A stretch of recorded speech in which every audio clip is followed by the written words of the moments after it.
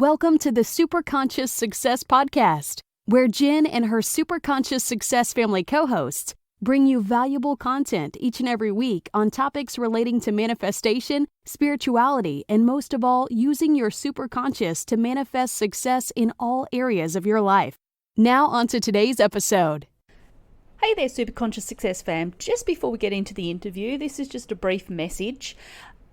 This is actually a recording of the 2021 Superconscious Success Summit interviews.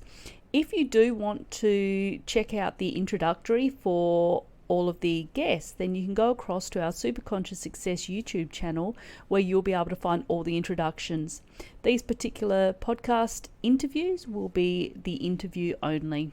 Okay, thank you. Now let's get on to the interview.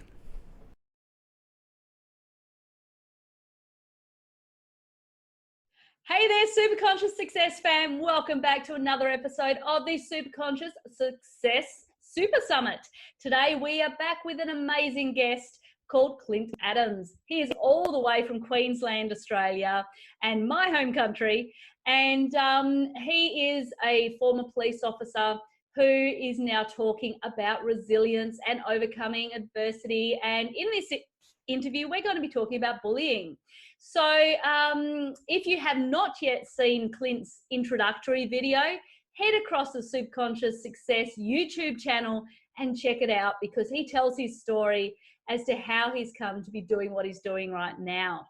So we have got so much incredible information to share with you today about how the brain functions, about what resiliency is, how we can build that resiliency, especially in our teens that are going through their own issues and their own adversities in their lives. Clint is an ambassador for suicide prevention, and after seeing people that have been around people suiciding, he is a massive proponent for suicide prevention. So we're going to go a little bit into that. But let's start off, Clint. How are you today?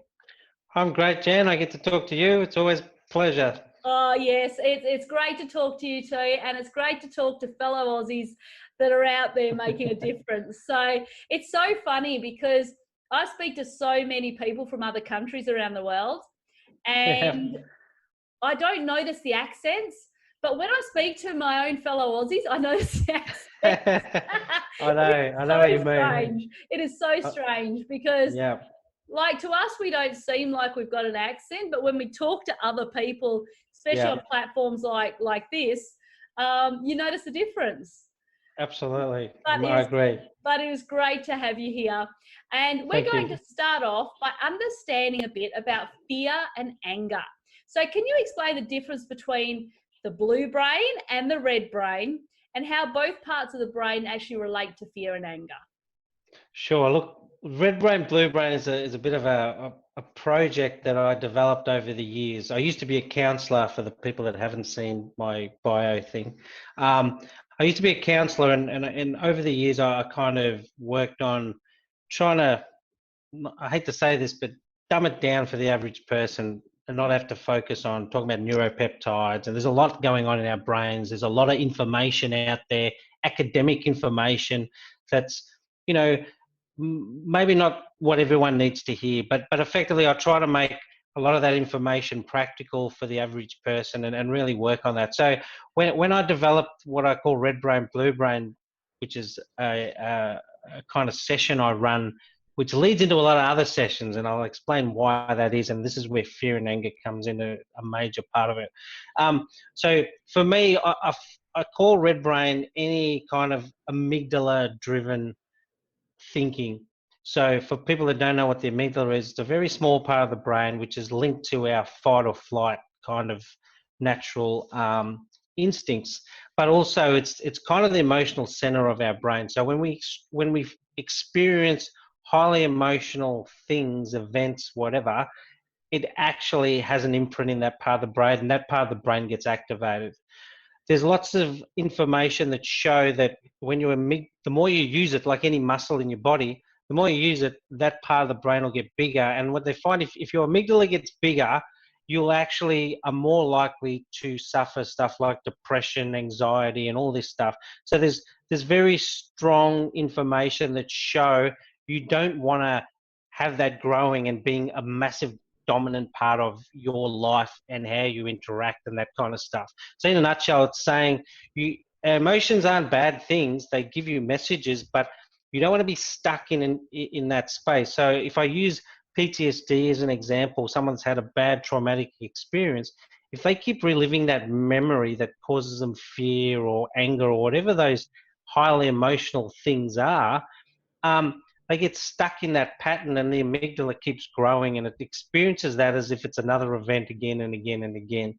And so when I fast forward to, so a lot of stuff like kids who have trauma early on in their lives experience that, and they develop an undercurrent of how they are. And if fear and anger is a dominant part of that, and that normally people who experience trauma really, really young, it's massive risk factors that it's going to lead on to bigger issues in the future.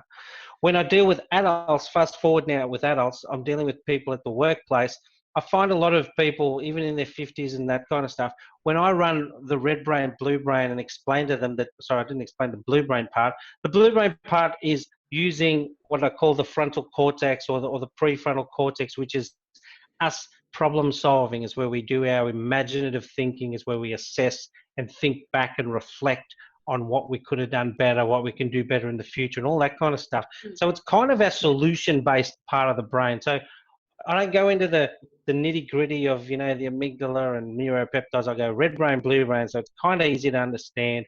And then, there's obviously a lot more info in there if people want to go and look at it, but I don't do that when I'm running the session. So when I'm talking to adults in a workplace around their mental health, their leadership, because one of the things is if I'm not comfortable mentally myself, I'm less likely to be an effective leader in a workplace, and I'm less likely to understand other people's needs and be effective and think about problem solving and all that. So when I kind of designed this stuff originally, was for people in the workplace around how they can be better as managers, how they can be better as themselves, because you employ the whole person, as we said before. And if they're happy in their own lives and they can pass that on to their kids and they've got a happy family life, they're bringing that to work and vice versa. So it's about enhancing all of those, I guess. Instead of risk factors, I focus on success factors and go, well, if they're not doing this, then it's an enhancement. If they are doing that, then it's an enhancement. So really focusing on those things. So to me, red, blue, and fear and anger go hand in hand. For me, red, if we go back to red brain, fear and anger is definitely a red brain response. If I'm fearful and fight or flight kicks in, I'm either going to get ready to flee or I'm going to get ready to fight. And when that happens is, the physiological stuff is blood's going out of my brain into my body, getting me ready for fight or flight. That's the first thing that happens. With blue brain, this is where we go, we want to reverse those gears a bit. If you're in red brain all the time, your interactions with people are angry or you're very timid and you're withdrawing. So it has an impact on how you are. So it's about understanding that when I want to get you back into blue brain and focus on things that's going to be problem solving, I actually want the blood to pump back up into your brain so it's not in fight or flight, and reverse the gears. And this is where that bigger part of your brain, the amygdala is a small part, the whole frontal cortex is a bigger part of the brain, needs more oxygen. So understanding how some of those things work and some of the techniques that you need to do to help get those things reversed is a key part of understanding that. One of the other things I've used in the past is human synergistics tools. I don't know if you've ever heard of human synergistics. No, I haven't actually. No? Go into that.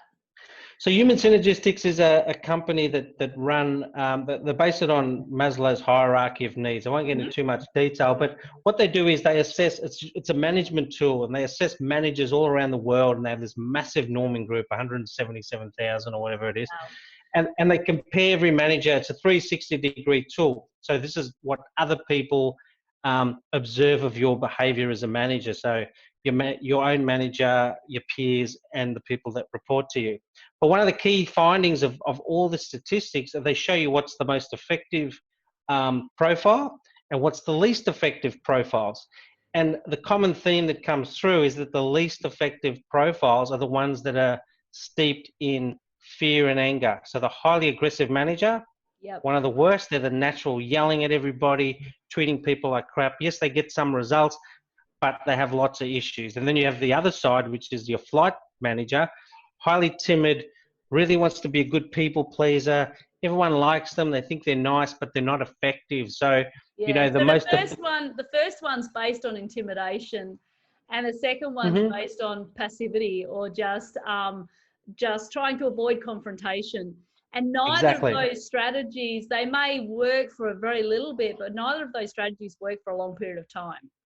Very true. Look, certain roles can allow for a very aggressive manager, like the army, where you have to follow rules or people die and all that. I get that. But yes, the overall process tells you that if I have an undercurrent that's either highly aggressive or highly timid, I'm less effective. And then it also affects my life outside of work. I might be less effective as a manager, but my life outside is, you know, I'm not as effective in my relationships because of the same things. They're not wanting to necessarily deal with issues if you're too timid, or they agree they're so dominant and they want to dominate people at home. So the relationship's a power thing, and there's issues associated with those things. Yeah. So if we find that somebody is sitting in the red brain, they're sitting in that fear and the anger, is the whole way to actually decrease the size of that red brain just to focus more on the blue brain and bring that to the forefront? Or is there a way that we can actually reduce that so that we don't have that fear and anger coming through? Yeah, there's definitely a few different techniques you can use. One is I get people to kind of assess their own behavior. So the great thing about the 360 tool that I mentioned, which is the human synergistics one, is it actually puts a mirror up to you and go, this is what people see. So there's the first part where we go, they're seeing this of you. The other side of the LSI, which is the tool, is they also do one for themselves. So I get a good impression of whether they understand themselves that well, or they've been completely blindsided, where they think they're a certain way and they're the total opposite. And I've had that in the past where people think they're very projecting positivity out in the world and all this stuff, and they're coming across as just a very red, angry manager, and then they go, wow, I didn't expect that. So that's the first part. But in terms of techniques, a big part of that is them understanding about how you can change those things. And I know there's some other questions that you're probably going to ask about those techniques, but essentially it's about understanding what your reactions like in interactions. I use something called the dialogue model. It's out of a book called Crucial Conversations, where a big part of it is about when we're talking like we're doing now, it's dialogue, right? So I don't feel too threatened by you, and I'm hoping you don't feel very threatened by me, and I probably can't grab you through the screen anyway. But you know, there's little threats. So we're throwing information into a pool. When we speak, we're just throwing information to a pool that anybody can hear and all that kind of stuff. And it's about them understanding that being that way as a manager can have an effect on certain things, because if I'm coming across as aggressive to you and you feel intimidated by that, it's going to mean our interactions aren't going to be the same way. So if I say to you, oh, am I a great manager, Jen? And you're really scared of me, or you're not going to say much, or you're not going to tell me the truth if I'm nasty. So I don't get the truth. And many times people do the yes man thing. I just agree with you. With fear on the face. Exactly, fear on the face, but it's not effective because people aren't telling you what you really need to hear to be effective. So you get that sugar-coated version of the conversation, or the other side is they just don't tell you anything and they just withdraw. And so there's always a negative impact if you don't deal with those things well. So there's a number of different things you can do to help them understanding and them going, okay, oh wow, I didn't know that. And then you show them the statistics of what the human synergistics show and say, you're actually in the bottom 10% of management. Is that what you want? Or you think you're effective, but hey, the stats tell me differently. And, you know, this is where you can also point out with management about, you know, some of the symptoms of being that kind of manager is people want to leave. People don't turn up for work. People will not do any more extra work for you, all that kind of stuff. And so, you know, getting them to the point where they realize they're not unconsciously incompetent, but they now go, holy crap, I'm actually not as good as I think I am. And hopefully they then, work with you and you can coach them through how to change those things. Yeah, it helps to wake them up to where they actually are, as opposed to where they think they are. So, Yeah. now our thoughts work very interestingly as to how it affects our body. So, when we have a negative thought pattern, which happens in cases of fear and anger, what is it that happens to our body? So what people don't realize is when we're babies, everything's new, obviously, and we're taking a lot of things unconsciously because we don't understand language. People can be talking any language around less than 1 year old, and they don't understand what's going on. So everything's coming in on the unconscious level. The eyes, the feeling, the touch, that's their world. The actual language stuff doesn't really kick in until later. But effectively, when we have a thought, it sends a message from our brain into the body. The body then sends another message, and this is where neuropeptides and stuff come in. I won't go into detail, but it sends another physical thing up to the brain to say, this is how I'm feeling about that.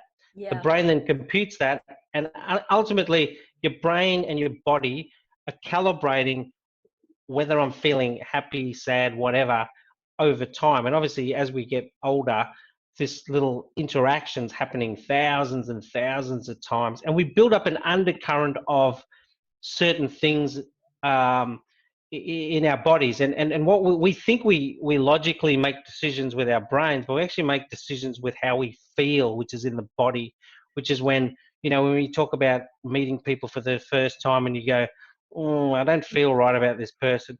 Your unconscious has taken in info and it's telling you, there's something creepy about this person, something I don't like, whatever that is. And it might be right, it might be wrong, but they talk about the gut instinct. That's where the gut instinct comes from. Your unconscious sends you signals. It's not verbal, so it sends you feelings. And this is why if you get stuck in certain feelings, you can go down a really, really bad pathway and get stuck in that emotional side. And that's why it's important to understand that emotions are there to give you a signal, but yeah, you don't want to stay there. And so, understanding how we get into that mode in the first place can also help you understand how you get out of that mode. And then when I'm working with people with PTSD, for example, it's around saying, hey, my job here right now is to actually, when you're having those thoughts of that memory that caused you all this pain and anguish and whatever, your neurons in your brain are firing and wiring together.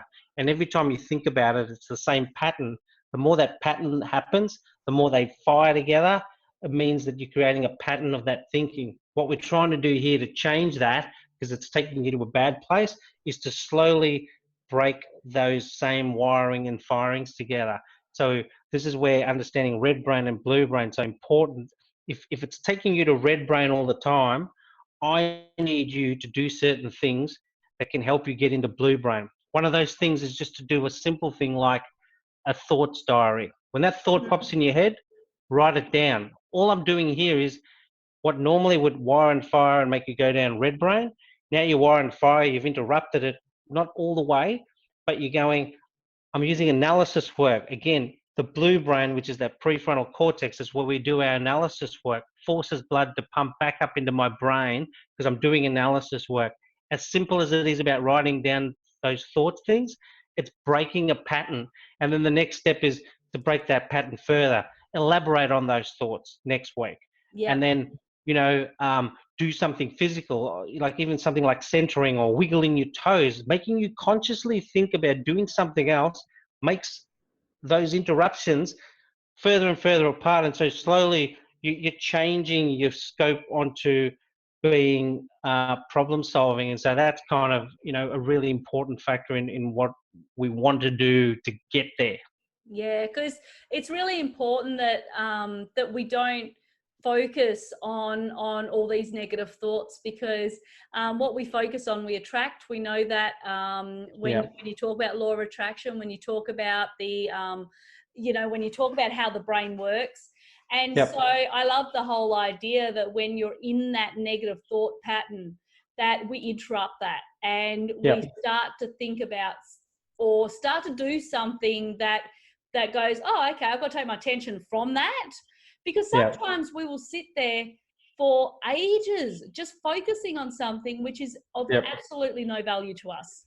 Yeah. And and I know that teenagers do this, and they will dwell on things, and they might have a fight with their friend, and then all of a sudden they sit on that for an hour, focusing on Yeah. it, and not understanding that something else could have happened to the friend before they spoke to them, or anything could have happened.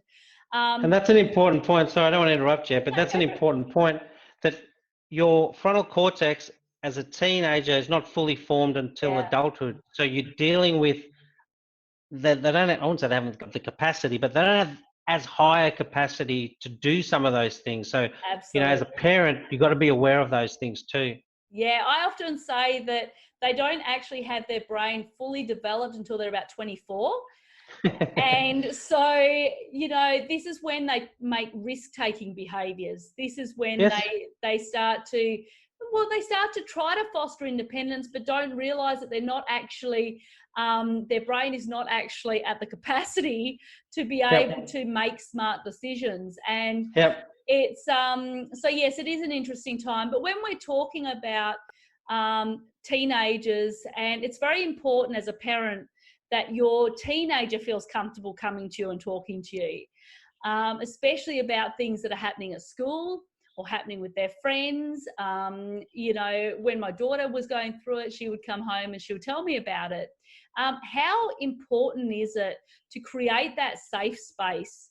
Whether you're talking about teenagers, whether you're talking about the workplace, that somebody can come to you and feel safe talking to you.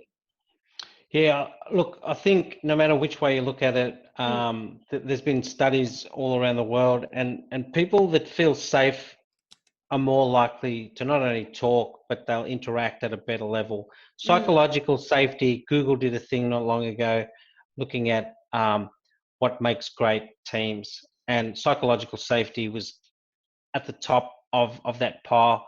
When you're dealing with kids, I often get asked the question when I'm running stuff for like suicide prevention, or how do I look at when my child's struggling or that kind of stuff.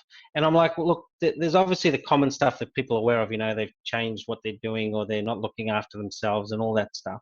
But the key piece I always go to, and this is about creating safety. One of the problems that we have, not only in Australia, but obviously a lot of Western countries around the world, is we do use fear as a way of, not punishing, but wanting better behavior from our children. Yeah. So, some religions use it. They say, if you don't do this, you're going to end up over there, or if you don't do this, you're going to get in trouble, or you're going to not get your internet, or blah, blah, blah, blah. Yeah. So we do tend to use fear as a way of punishing. Our laws are based the same way. If I speed, I get a fine and I lose money and whatever, or I'll go to prison if I'm really bad. All these things. So a lot of it's fear driven. And when you understand that as kids, when there's fear coming in, even little things like the words your parents use. So if you're a male and you're my age, there was the classic, big boys don't cry, suck it up, princess, all that stuff. So if there's any fear factor in me having a conversation, you learn pretty quick, right? If dad's not happy that I'm crying and showing emotion, I'm less likely to do that in the future. And if I'm struggling with some kind of mental health issue, and that's an emotional thing, and I'm not going to just come out and talk to dad about it. So as a parent, you've got to understand that when you understand the dialogue model about you creating a safe space, as you put it, or creating safety for anyone to have a conversation, is to actually have the conversation with your kids in a way that goes, there's no if, buts, or maybes on this. I may have said some of that stuff to you when you were younger about sucking it up, princess, da, da, da, da. But you know what? No matter what's happening in your life, I'm your dad. You can come and talk to me no matter what. I will make it work, and I will be here for you. So I'm creating that safety in a very deliberate way, and making sure that there's no way that you're going to, do something that I'm going to find out later about and go, wow, they never came to me. It's about really having that conversation and being so clear in a deliberate way. Because, you read about these parents whose kids have suicided and done things, and they go, wow, I never knew. And if they had come to me, and so they're not necessarily even the contributors, but for whatever reason, they didn't feel comfortable. They didn't have that conversation. So have the conversation, make it And a I priority. and I think one of the things that's really important is that when you have this conversation, you make it very clear to them that you are not going to judge them in any way. Because the fact of the matter is, as teens, they make mistakes. As teens, Yeah. they're going to stuff up. That's just part of it. As we said, their brain is not fully developed until they're 24 years old. Yeah. And so we've got to understand that and recognize that. And so the judgment as a parent must be discarded. And we must Yep. go, look, we support you. We love you. There are consequences for every action. That is just how life runs, whether you're in the home or whether you're outside of the home. Yeah. But we love you and we support you no matter what happens. Yeah. And I think that's really important. And the interesting thing is, I think it's something that parents especially are fearful of is discussing suicide with their kids. Yep. Because they feel like if they discuss it, it's putting it in their heads. Now, how Yep. important do you think it is to discuss topics such as that with your children if you feel like they are actually dealing with anxiety or depression or something like that? Yeah, look, one of the issues when I run sessions with adults is they'll come to me after the sessions and they go, wow, I've got a daughter at home who's struggling with blah, blah, blah. Can you talk to them? Because I don't know this, I don't know the stuff to the level that you've just described and that kind of stuff. And for me, I wrote an article not that long ago called The Unconsciously Incompetent Parent. I'm not trying to be totally nasty about the whole parenthood thing, but especially in mental health, because we just don't know enough. I say I'm talking about the general population don't know enough about their own mental health. They don't know enough about how their brain works. If you think about physical health, we know a lot about nutrition, carbs, Yeah. cardio, doing stretching, doing weight training. There's, personal trainers out there. There's gyms out there. When we talk about mental health, what do we got? You got, you go see a counsellor. We have Are You OK Day and all this stuff here in Australia, which is great about awareness, but the only outcome is to go and see a professional. Where's all the proactive piece? You're a 5-year-old, I should be able to help you, nurture you. And look, sometimes we get lucky and the kids are robust and they're fantastic and, because you got good role models and all that. But is there anything that actually gives you, not a script necessarily, but enough information that walks you through this and says, hey, here's things to try. You're a parent. If you're a physical parent, you do this. If you're not the most physical parent, what about this, or books, or da, da, da. And then there's not none of that. Sorry, there's good books out there that do it, but it's not part of our everyday. You should know a bit about this. So part of even this whole process for me is about me making what I call unconsciously incompetent parents consciously incompetent. Because if you know that you don't know stuff, you go, wow, I don't know anything about this. Now I want to learn, or I want to find out more, and I want to be more effective as a parent. And so that's part of this whole process. I'm not the only person that talks about this stuff. I'm not the expert on all psych. There's way more psychiatrists who've done way more information, but it's about making it practical for people and people going out and finding out a bit more, mate. Yeah. One thing about my book has got QR codes all through a book that's not linked to stuff I've written, linked to professionals. If you want to know more about, neuroplasticity, go read, You Are the Placebo by Joe Dispenza, and there's brilliant books that I've read, and I've read a lot of crap books too, by the way, that haven't made my cut in my book because I don't think it's effective enough. But I've read a lot of stuff, so I'm trying to give people a bit of wisdom and go, oh, okay, I can find out, or I can learn, or I can do. And so that's a key piece of any program we're going to run in this space. We're so far behind the physical side that we need to start pushing more into schools, but also effectively understanding that, not just, we want to teach people feeling comfortable, so let's do a karate class. So yeah, okay, they might get something out of that, but they're not, you know what I mean? Which is once again fear-based, because we do a karate class because we want to learn self-defense, which means that we're predicting that we're going to be attacked, which then comes back to fear again. I was almost a black belt in karate, One thing I love about karate is it teaches great discipline. Sure. And so there are so many benefits to it, but when you look at it, it's once again fear-based. And so I think that that it's our, that when we talk about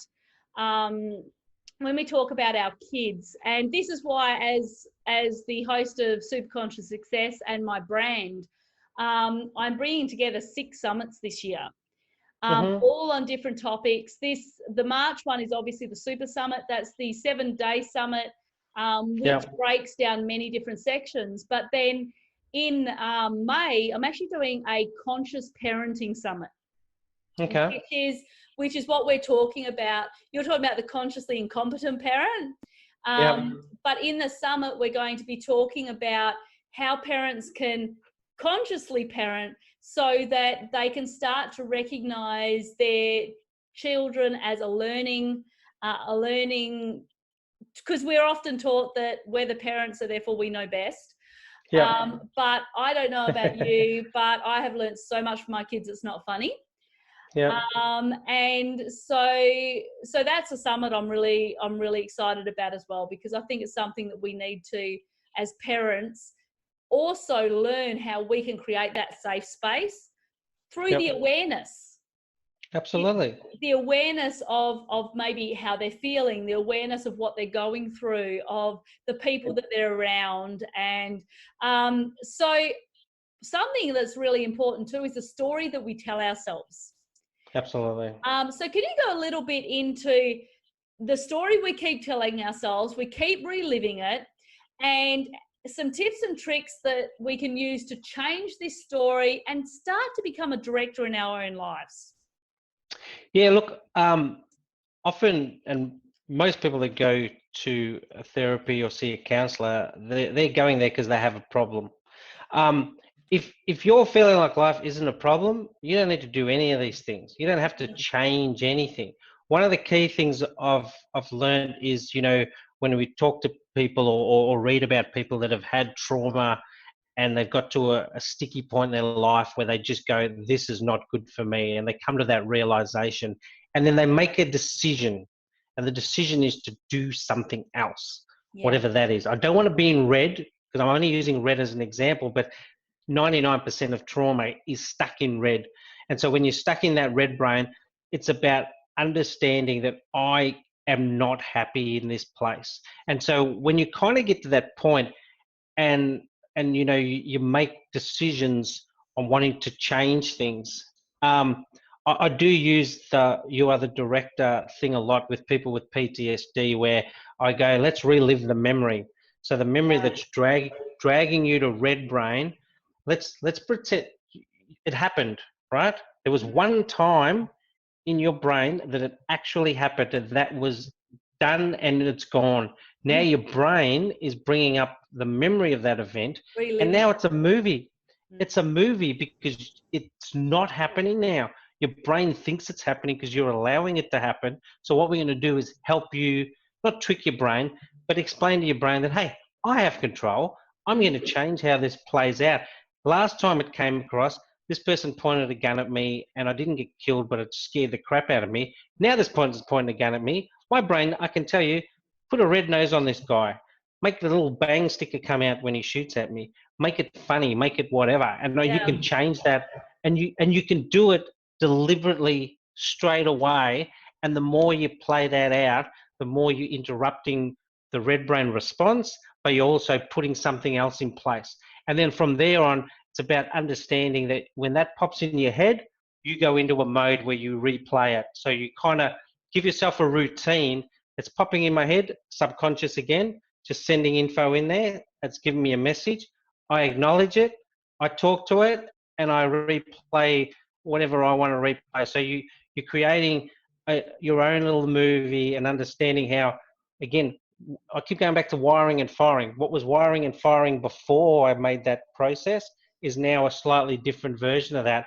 And I'm wiring and firing a different experience in my brain.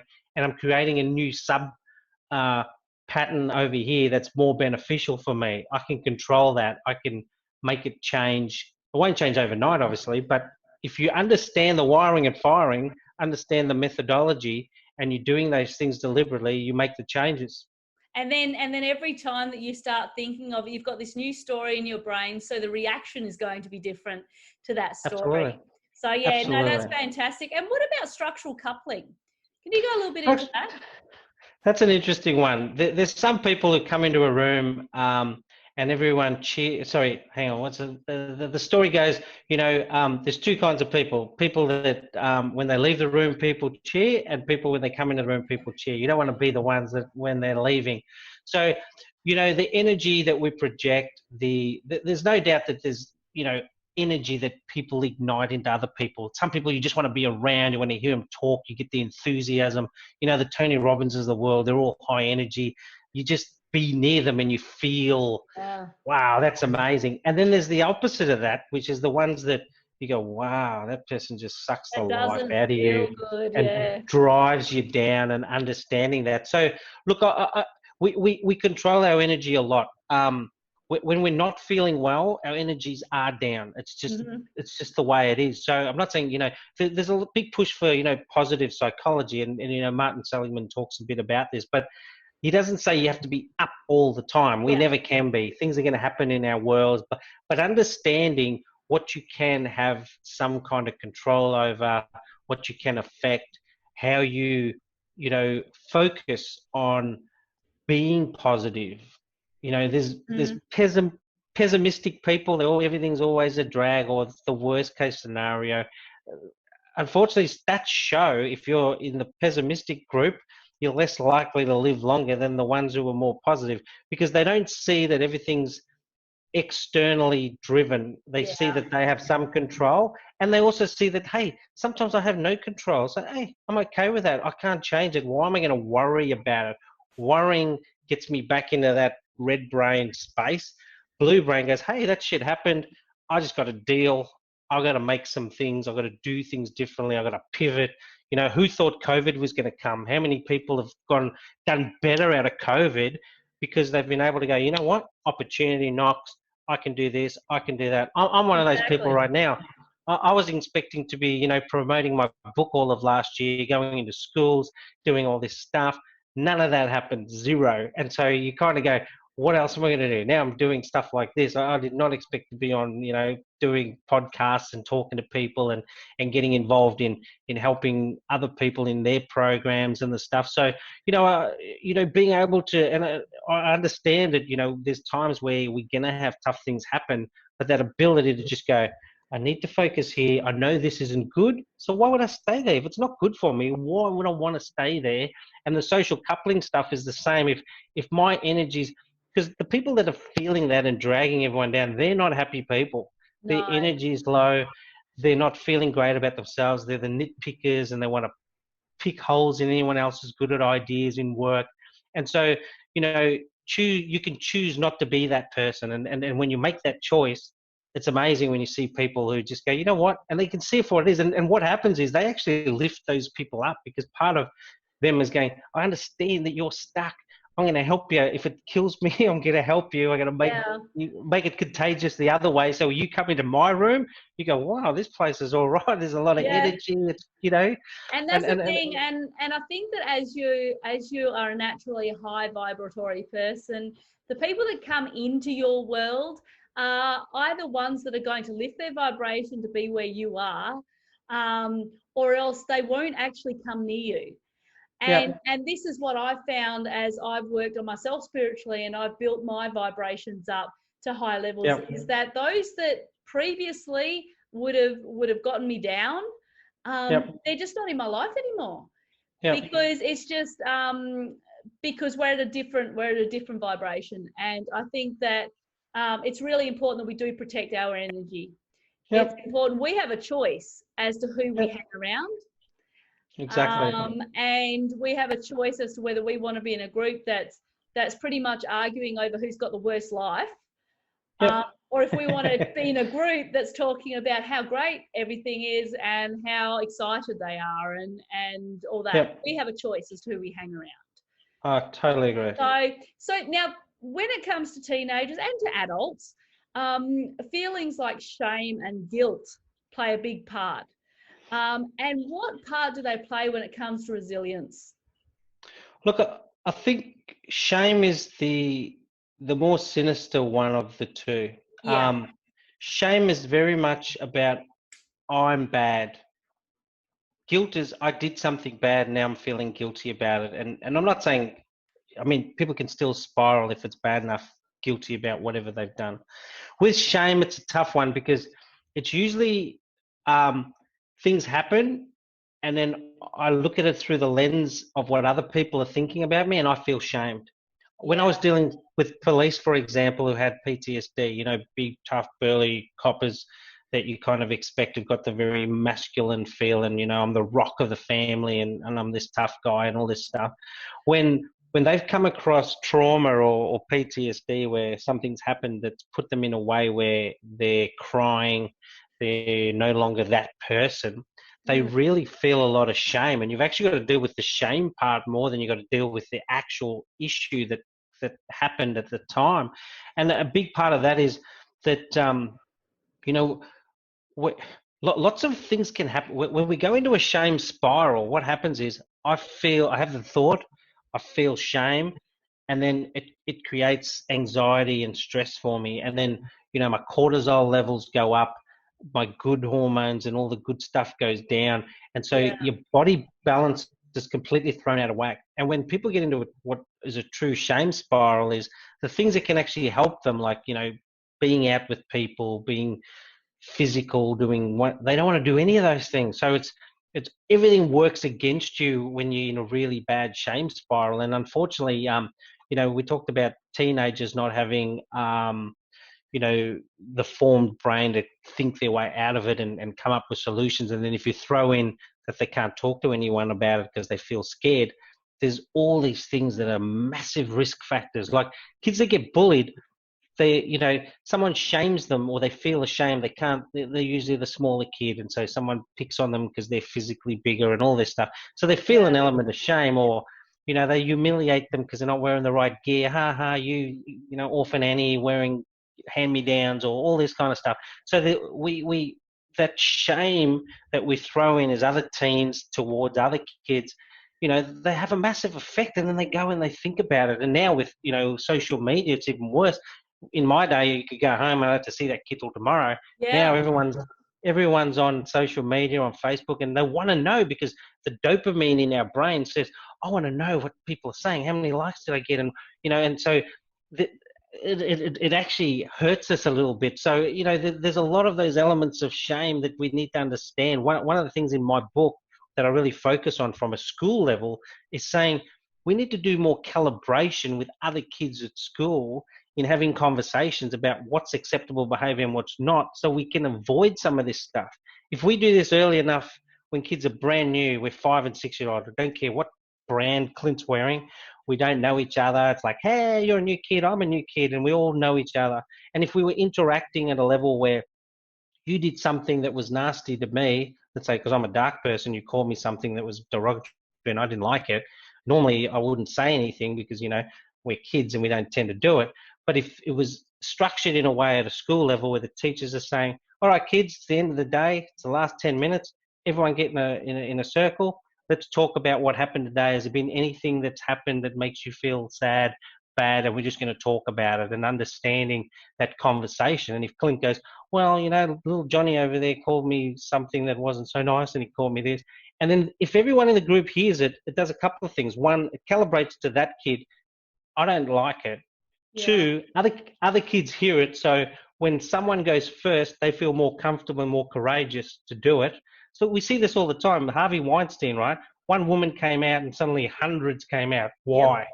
Because mm-hmm, someone felt more psychologically safe to say it next and next and next and next. And so building that into just a day at school is such yeah. an important thing in my view, because Creating that safety I space. see this, I see it with adults all the time. They won't even tell. I got 50-year-old men. They won't talk to each other at work because they won't tell each other that, hey, mate, what you're saying to me has pissed me off, or whatever. Yeah, absolutely. Absolutely. And I think that creating that space is incredibly important. So, wow, we have certainly learned a lot today, Clint.